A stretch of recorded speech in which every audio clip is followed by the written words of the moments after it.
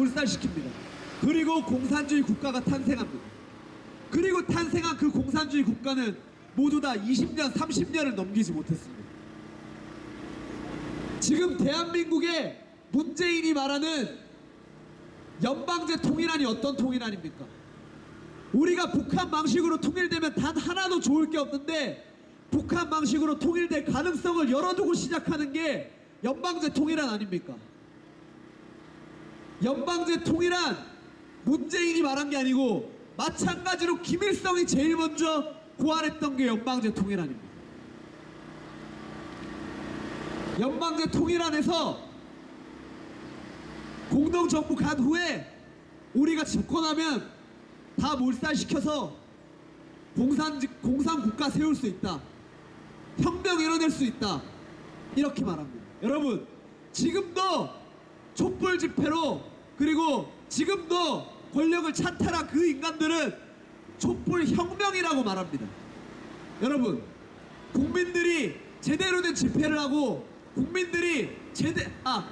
정치인들이 제대로 된 방식으로 탄핵을 했다면 혁명이란 소리가 하지 않습니다. 혁명의 사전적 정의란 헌법을 초월하여 사회적 시스템이나 체계를 바꾸는 것을 말합니다. 그들이 혁명을 운운한다는 것 자체가 그들은 촛불 집회가 헌법이 보장하는 방식을 넘어섰고 그들은 박근혜 대통령 탄핵이 헌법에 정당하지 않다는 것을 스스로 알고 있다는 것입니다. 탄핵 소추안을 3시간 만에 통과시켰습니다. 다른 나라는 탄핵 소추안 만드는데 최소 한 달 이상 걸립니다. 뭐가 그렇게 급해서 그렇게 졸속 탄핵 합니까? 여러분, 생각해 보십시오. 임기 1년밖에 남지 않았던 대통령이었습니다. 정상적으로 대통령 임기 마치고 정상적으로 대통령이 잘못했으면 그때 심판해도 늦지 않았습니다. 이미 국민들은 그때 박근혜 대통령에게 많이 증오를 하고 있었고 많이 언론에게 세뇌된 상태였습니다. 그럼에도 왜 그렇게 빨리 했냐면 박근혜 대통령은 자기 임기 내에 북한 정권 김정은 몰아내고 자유통일 이룩하려고 했습니다. 김정은 참수부대를 만들었습니다. 트럼프 대통령과 강력한 우방인 미국의 강력한 안보 대통령인 트럼프와 함께 김정은 몰아내려고 했습니다. 김정은 목 딸려고 했습니다. 그걸 알아차린 북한 정권과 북한 종북 세력과 그리고 그에 기생하는 이 나라의 언론인 정치인들이 박근혜 대통령 몰아냈습니다. 최순실하고 최순실 태블릿 PC 하는데 최순실 태블릿 PC가 조작됐을 가능성이 높고 개인이 쓴 게 아닌 단체로 썼을 가능성이 높다는 국가수의 발표도 있었습니다. 그리고 박근혜 대선 캠프에서 일했던 사람이 이거 우리 박근혜 대통령 대선 캠프에서 썼던 태블릿 PC인 것 같습니다 라는 양심 고백도 했습니다. 그리고 헌법재판소에서 사무관으로 일한 행정관으로 일한 사람이 박근혜 대통령 탄핵 후 위헌이다라는 양심 고백도 했습니다. 일을 그만둔 후에 그런 말을 했습니다. 하지만 언론에서 이런 거 싹 다 묻어버립니다.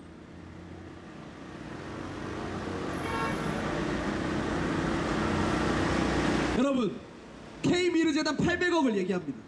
그런데 문재인 불과 한 달 반 전에 기업들로부터 2,800억 뜯었습니다. 800억 뜯은 게 그렇게 죽을 죄고 탄핵될 죄라면 문재인 2,800억 뜯었으면 지금 탄핵돼야 되는 거 아닙니까? 자기가 2,800억 뜯으면 나라를 위하는 거고 자기가 싫어하는 반대편에 있는 사람이 800억을 뜯으면 탄핵될 죄랍니다. 이것 자체가 말이 안 됩니다. 그리고 800억이든 2,800억이든 기업 출연금은 국가의 정당한 투자 유도입니다.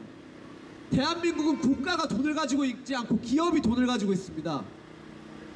미국처럼 많은 세금을 걷어들이지 않습니다. 국가가 사회를 개발하고 국가가 국민들을 위해 뭔가를 개발하려면 뭔가를 추진하려면 당연히 기업들로부터 투자를 받아야 됩니다. 평창올림픽 때도 여러 기업들한테 후원 받지 않았습니까?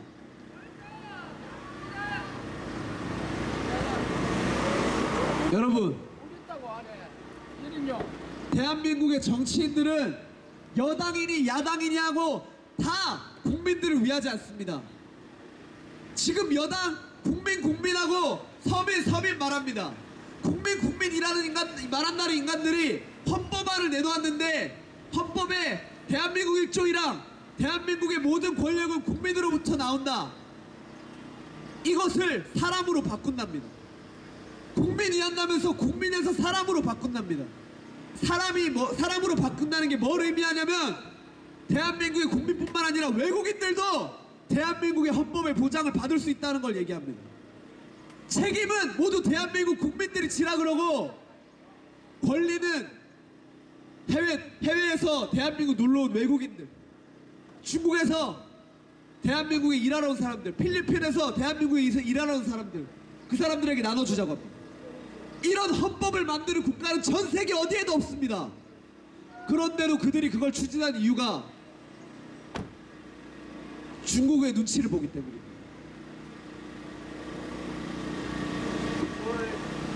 그리고 헌법에서 자유민주주의에서 자유를 삭제한다고 합니다.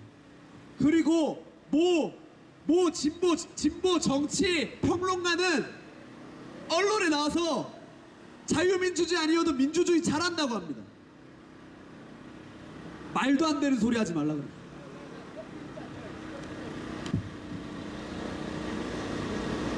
우리가 자유민주주의이기 때문에 모두가 잘못된 소리를 말해도 올바른 진실을 말할 수 있는 겁니다. 여러분, 살다 보면 집단에서 내가 옳은 말 하고 있는데 남들이 다 잘못 알고 있는 경우가 있습니다. 자유민주주의일 때는 내 생각을 어필할 수 있습니다. 하지만 그냥 민주주의, 인민민주주의에서는 다수가 말을 하면 소수의 의견이 아무리 맞더라도 그 의견은 묵살됩니다. 그리고 그냥 인민민주주의, 그냥 민주주의가 얼마나 문제냐면 언론을 통제해서 국민들을 세뇌시키고 국가가 국민들을 지배할 수 있는 게 그냥 민주주의입니다. 쉽게 말해 자유민주주의가 아니라 그냥 민주주의가 되면 더 국민들을 쉽게 지배할 수 있게 됩니다. 그게 민주주의의 실체입니다. 우리가 자유민주주의의 자유를 지키기 위해 목숨 걸고 투쟁해야 되는 이유입니다. 그리고 그 자유민주주의를 지키기 위해서 자기 이름, 자기 목숨, 자기 권력 모든 걸 걸고 싸운 유일한 정치인이 박근혜 대통령입니다. 지금 박근혜 대통령 등 뒤에 칼 꽂고 박근혜 대통령을 배신한 사람들 어떻습니까? 그래도 우리 뽑아달라고 합니다. 안보를 얘기하면서 저놈들한테 넘겨줄 수 없지 않느냐, 우리를 뽑아달라, 그렇게 얘기합니다. 여러분, 그놈들 때문에 안보가 무너졌습니다. 일개 학생 신분인 제가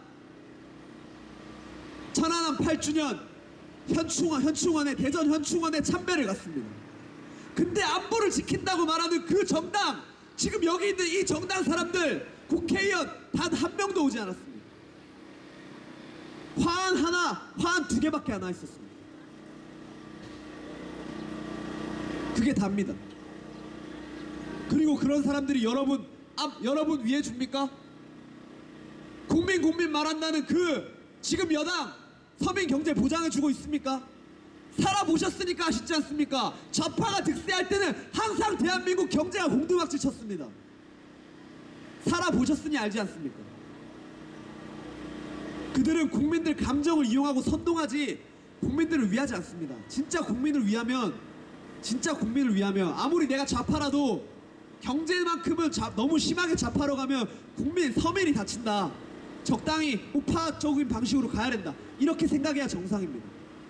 왜 대한민국 정치인들은 좌파 아니면 우파로 나뉩니까? 필요한 권리를 챙겨줄 때는 좌파적인 요소를 가져올 수도 있는 거고, 필요한 경제 성장을 할 때는 우파적인 요소를 가져올 수도 있는 겁니다. 근데 내가 좌파니까 그딴 거 상관없이 모든 걸 좌파, 내가 우파니까 그딴 거 상관없이 모두 우파, 이렇게 말을 합니다. 이러니까 대한민국 정치가 발전이 없는 거고 대한민국 서민 경제가 발전이 없는 겁니다. 여러분, 지금 정치인들 하는 꼬라지 보십시오. 무슨 조선시대 예송논쟁 보는 것 같습니다. 지들끼리 무조건적으로 편 갈려서 싸우기 바쁩니다. 근데 지금 야당이든 지금 여당이든 확실한 자기들의 기득권을 쌓았습니다. 어떤 짓을 해도 국민들이 자기들 뽑아주는 거 알고 있습니다. 그래서 별 지랄을 떨어도 신경도 안 씁니다. 그래서 그놈들은 자기들 욕심 챙기기 위해, 자기들 정치 한 번 더 하기 위해 국가와 국민을 위해 일하지 않습니다. 여러분, 부산 경제가 왜 이렇게 심한 줄 아십니까? 부산이 전국 광역시도 중에 고령화가 가장 심합니다. 가장 노인 인구가 비율이 많습니다. 근데 그 중에서도 여기 반송, 반여 2, 3동, 제가 지금 나오게 된 해운대, 을이 가장 부산에서도 고령화가 제일 심합니다. 왜 심합니까? 이 지역의 청년들이 일할 게 어디 있습니까? 청년들 계속 나오는데, 고등학교 졸업하고 이제 사회로 나가는데, 이 지역의 소상공인들 빼고, 알바할 거 빼고 청년들에게 일자리 제공해주는 게 이 지역 내에 있습니까? 없습니다. 그렇다고 이 지역에 일자리를 만들 수 있느냐? 그것도 아닙니다. 그러면 적어도 일자리를 가깝게 만들어주던, 일자리까지 출퇴근할 수 있는 교통을 제대로 만들어주던 해야 되는 거 아닙니까? 근데 아무도 하지 않습니다.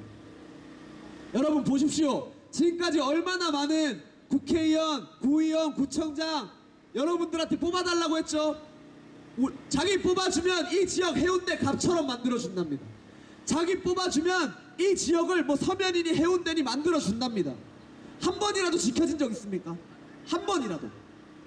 한 번이라도 지켜지는 거 본 적 있으십니까? 없습니다. 제가 이 지역에 오랫동안 살아봤기 때문에 압니다.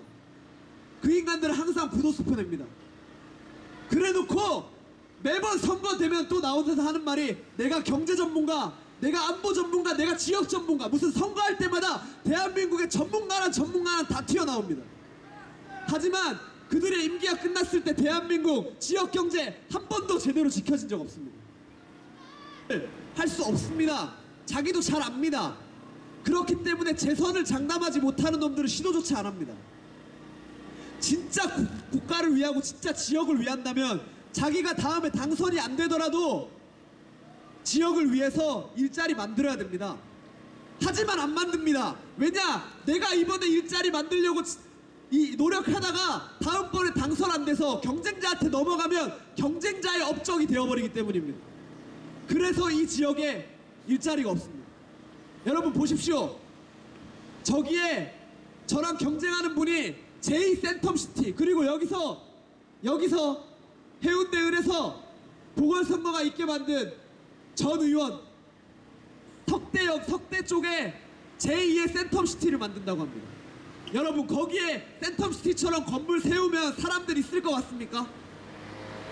센텀은 조금만 가면 해운대, 조금만 가면 예전에 부산에서 사람들 잘 살던 수영시장 다 있습니다. 그러니까 센텀이 발달할 수 있었던 겁니다. 지나가려 해도 다 그쪽으로 지나가야 되니까.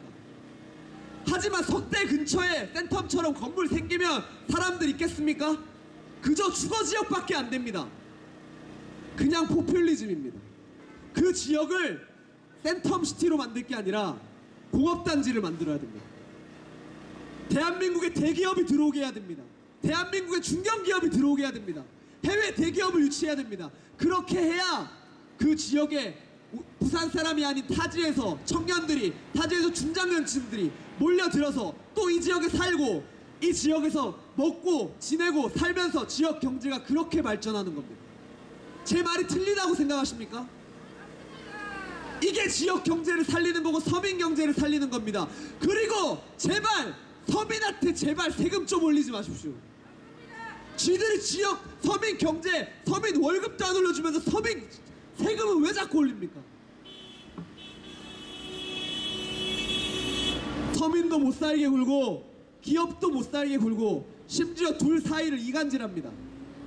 여러분, 대한민국의 청년들이 기업을 싫어합니다. 대기업을 싫어합니다. 하지만 저는 대한민국의 청년들에게, 대한민국의 국민들에게 우리는 기업을 싫어하면 안 된다고 말하고 싶습니다. 우리는 기업과 상생해야 됩니다. 여러분 생각해 보십시오. 대한민국 이 땅 석유도 안 나고 지하자원도 없고 광활한 영토도 없고 그 많은 국민도 없습니다.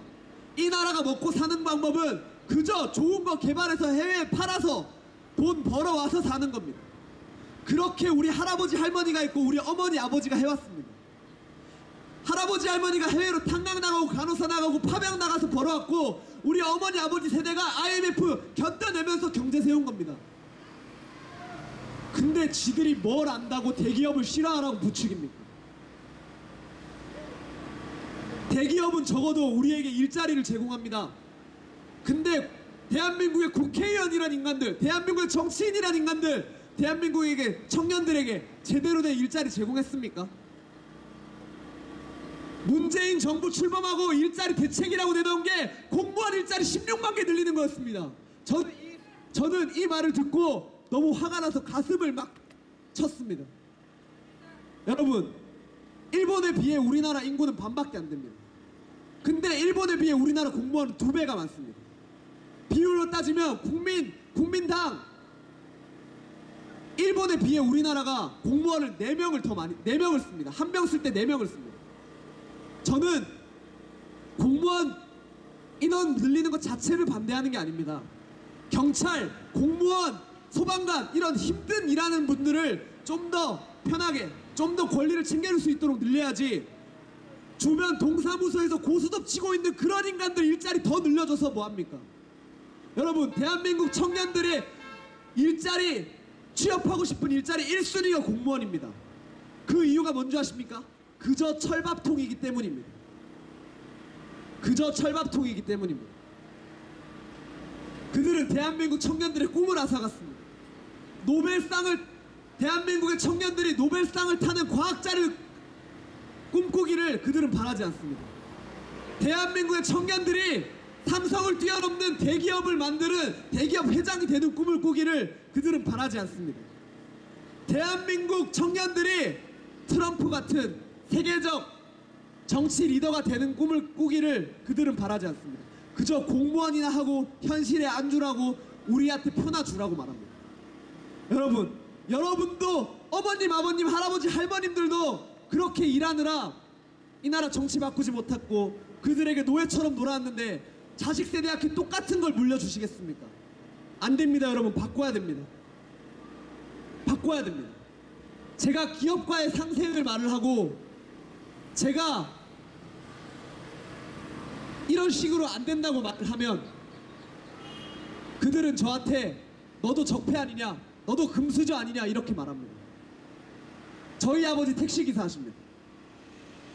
저희 어머니 전업주부시고 지금 이제 남편 벌이로만 자식 둘 교육시킬 수가 없어서 제가 맞은데 제 동생 2살 밑에 동생까지 아들 둘 교육시킬 수가 없어서 어머니 일용직 알바를 매일매일 가십니다.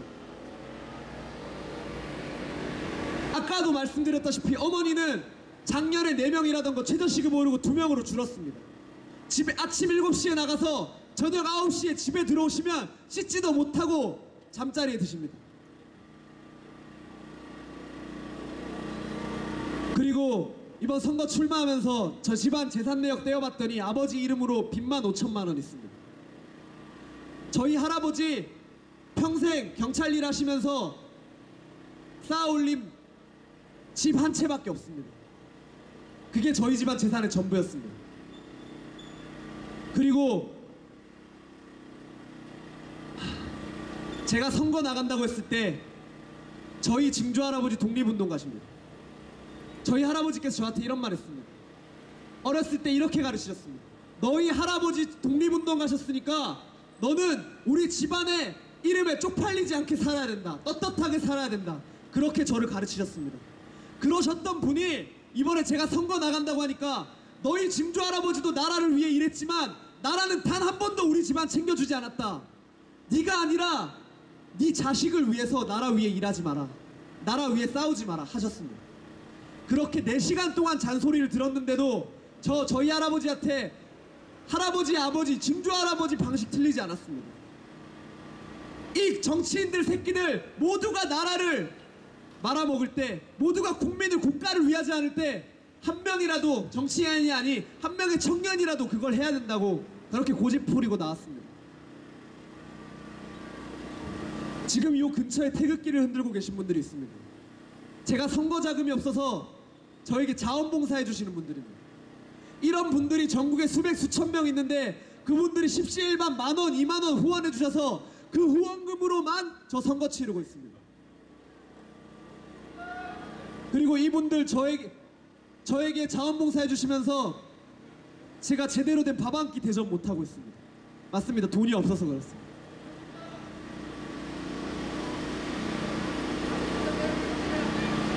여러분, 저는 대한민국의 청년들이 꿈을 꾸게 해주고 싶습니다. 너희들도 노벨상 타는 과학자가 될 수 있고, 너희들도 삼성을 뛰어넘는 대기업을 만들 수 있으며, 너희들도 트럼프 이상 가는 정치 리더가 될 수 있다 라고 그들에게 희망과 미래를 주고 싶습니다. 하지만 지금 현실에서 이런 말 안 된다는 거 저도 압니다. 꿈을 꾸어도 밥 걱정하지 않고 살 수 있는 나라, 정치인들이 만들어줘야 하지 않습니까? 청년들이 꿈을 꾸어도 살 수 있는 나라, 정치인들이 만들어줘야 되는 거 아닙니까? 근데 그들은 현실에 안주하고 그저 우리한테 표만 달라 하고 그냥 너희들은 공무원이나 하고 노예로 살라 그럽니다. 여러분, 이 나라 바꿔야 됩니다. 여러분, 이 나라 뜯어 고쳐야 됩니다. 만약에 이 나라를 지금 바로잡지 못한다면 우리는 우리 자식 세대에게 이 나라 부정부패조차 바로잡지 못하고 이 나라 부조리한 것도 바로잡지 못한 너희 세대는 도대체 뭘 했냐는 소리를 우리 자식들에게 저희 청년 세대가 듣게 될까봐 부끄럽습니다. 저는 이렇게 생각합니다. 할아버지 할머니 세대가 이 나라 지키고 이 나라 경제 기본을 다졌고, 어머니 아버지 세대가 우리를 교육시키고 우리를 키우기 위해 최선을 다해 보셨고, 우리 세대가 이 나라의 부조리함을 바꿨다고, 그리고 이 나라 대한민국 자랑스럽다고, 그런 말을 우리 자식 세대에게 듣고 싶습니다. 여러분, 저 돈 없고 백 없습니다. 말씀드렸다시피 저희 집안 빚밖에 없고, 할아버지 이후로 집안채 있는 거 빼고는 빚밖에 없고,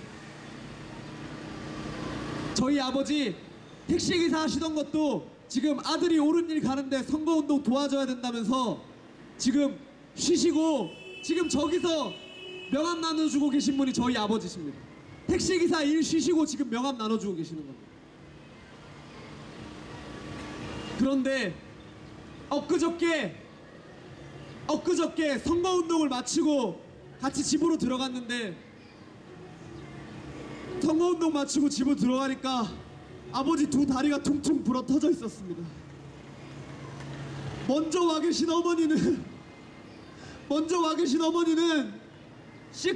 씻지도 못하고 잠들어 계셨습니다.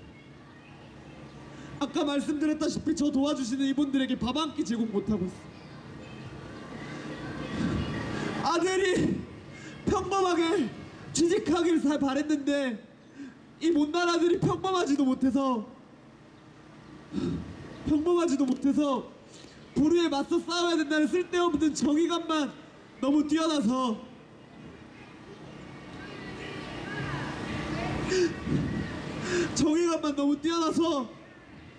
오늘도 힘들게 일하고 계십니다. 어머니는 지금도 일하고 계실 거고, 아버지는 저기서 명함 나눠주고 계십니다. 여러분, 울어서 죄송합니다. 그럼에도 저는 이 나라 바뀐 거, 잘못된 거 투쟁해야 된다고 생각합니다. 이 나라 잘못된 거 제가 바로잡고 제가 부귀영화를 누리려고 생각했다면 이렇게 나오지도 않았습니다. 제가 산화되어 제가 제 이름에 똥칠하고 제가 쓰레기가 되더라도 이 나라 청년들에게 불의에는 맞서야 되고 미래를 위해 희망을 가져야 되며 맞서 싸워야 된다는 걸 보여주고 싶었습니다. 청년들에게 희망과 미래를 보라고 말을 하고 싶었습니다. 그리고 그 첫걸음이 더러운 정치판 확 갈아치우는 데서 나온다는 거를 그들에게 알려주고 싶었습니다.